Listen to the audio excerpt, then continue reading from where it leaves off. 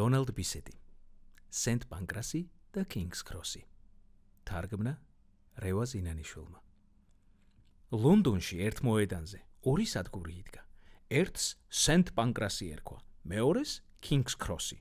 თლადახლობელი მეზობლები იყვნენ და გაუთავებლად კინკლაობდნენ. არა მეგჯობი ვარ, არა მეო.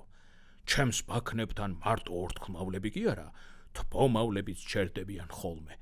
ტრაბახობდა სენტ პანკრასი. დიდი ამბავი, თბომავლები ჩემთანაც ჩერდებიან, მიუგებდა კინგს კროსი. მე რესტორანიც მაქვს, ამბობდა სენტ პანკრასი. რესტორანი მეც მაქვს. ჩემი კვირაობითაც კი ღიაა. ჩემიც ბატონო. კინგს კროსმა უცებ ვერ იპოვა პასუხი. ცოტა დაფიქრდა და მერე წამოიძახა. მე 10 ბაქანი მაქვს, შენ კი 7. სამაგიეროდ ჩემები ორჯერ გრძელია შენს ბაქნებზე, მიუგო სენტ პანკრასმა. თანაც შენი საათი სულ უკან რჩება.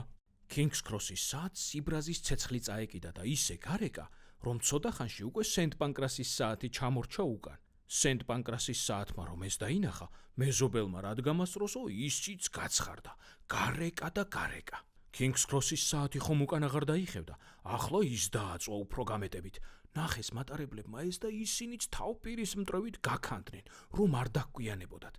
მიერეკებოდნენ საათები და მიერეკებოდნენ მატარებლები. ისე გახურდნენ მატარებლები, იმის დროც კი აღარ რჩებოდათ მგზავრები ბაქნებზე გადაესხათ. შევარდებოდნენ სადგურში და გამოვარდებოდნენ უკან. გზავრები ხომ თლად გადაირივნენ.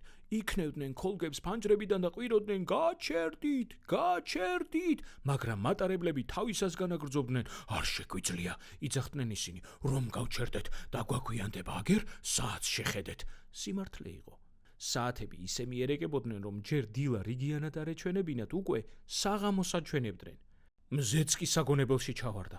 ნამდვილად მე ჩამოვრჩი. გადაწყვიტა ბოლოს და გამალებული წავიდა ცის თაღზე. ლონდონის მაცხოვრებლებსაც ცუდი დღე დაადგათ. წამოცივდებოდნენ ლოგინიდან და იმ წუთასვე დასაძინებლად წვებოდნენ.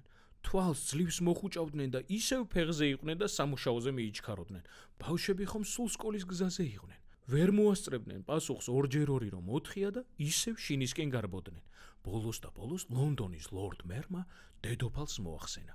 თქვენო უდიდებულესობავ, როდემდე უნდა გაგრძელდეს ასე? წინადადება შემომაქვს, იუსტონის სადგური მედლით დავაჯილდოვოთ.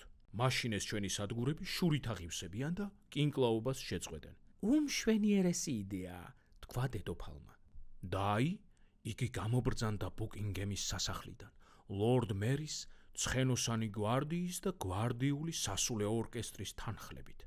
სულ წინ პრემიერ-მინისტრი მიდიოდა და წითელი ხავერდის ბალიშით ოქროს მედალი მიჰქონდა.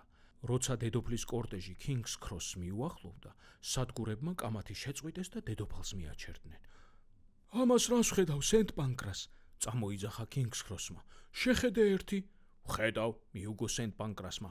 იუსტონის სადგურს აჯილდოებენ იმის გამო, რომ 15 ბაქანი აქვს. ასეთ სიმართლეს რა ვუთხრა? ვითომ იუსტონი შენ გჯობია რამით? შენზე თქვი, განა შენ კი შეგედრება?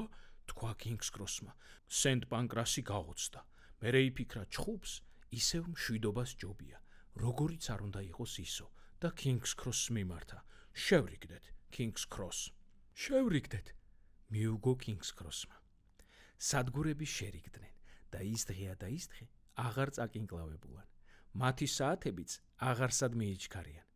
აღარ მიიჩქარიან მატარებლებიც. ყველა კმაყოფილია.